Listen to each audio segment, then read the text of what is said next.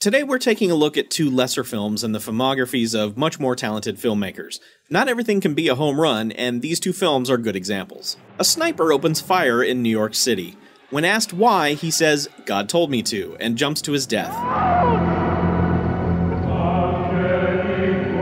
Later, a man goes on a stabbing spree in a grocery store, saying that God told him to. The annual St. Patrick's Day parade is threatened, and young Andy Kaufman, disguised as a cop, opens fire on the crowd. Once subdued, he has only one thing to say.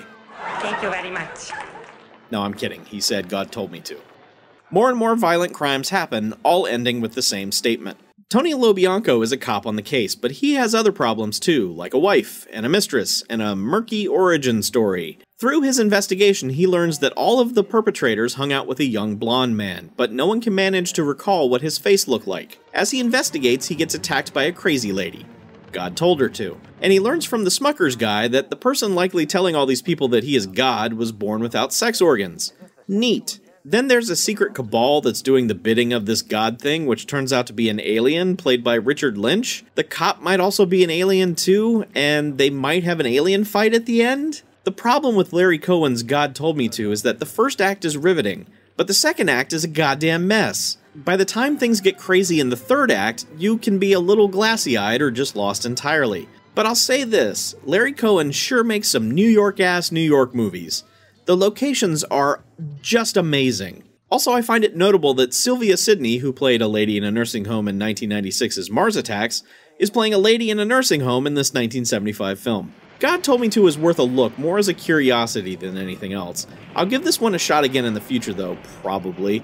There's definitely something here at its core, but Larry Cohen's done so much better. Speaking of having done better, Dan O'Bannon, writer of Alien and writer-director of The Return of the Living Dead, directs The Resurrected, based on an H.P. Lovecraft story, one that was vaguely told already in 1963's The Haunted Palace. O'Bannon is only directing here, as the script is credited to American Cyborg Steel Warrior and food fight writer Brent Friedman. The film takes place in Providence, Rhode Island, a natural hotbed for spooky things. It stars John Terry, Jack's dad from Lost, playing a private dick. In flashbacks, he tells us the tale of being hired by a wife who wants to know why her husband, Chris Sarandon, is weird. And as she explains his weirdness, we flash back to moments of weirdness. Always a bit unnerving in what's already an established flashback, but you do you, O'Bannon. Our hero's first tactic to find out what's going on is to simply go to Chris Sarandon and ask him what his deal is.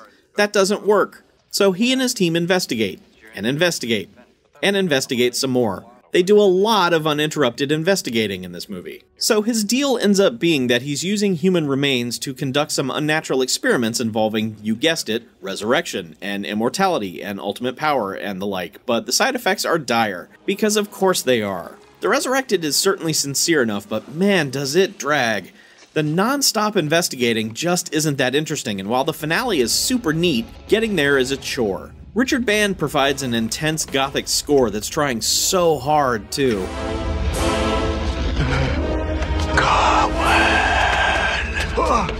Shout Factory's Blu-ray release is surprisingly loaded for such a lesser title. Director Dan O'Bannon had sadly passed away by the time this disc was produced, but there's plenty of other stuff here, including a commentary track with the film's producers, the screenwriter, co-stars, and the film's makeup effects artist.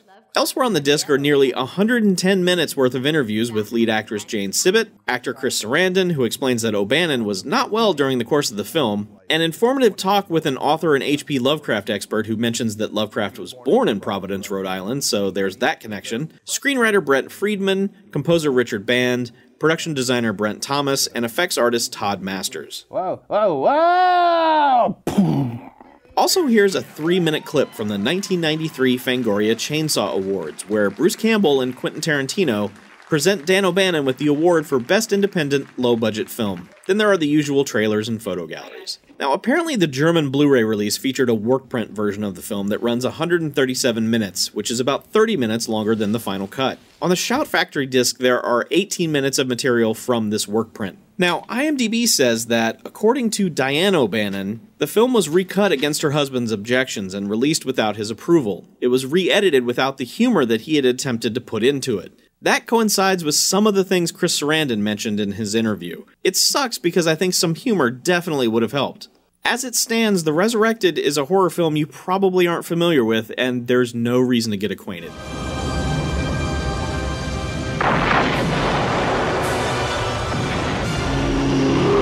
Yeah, cool, just blow up that house.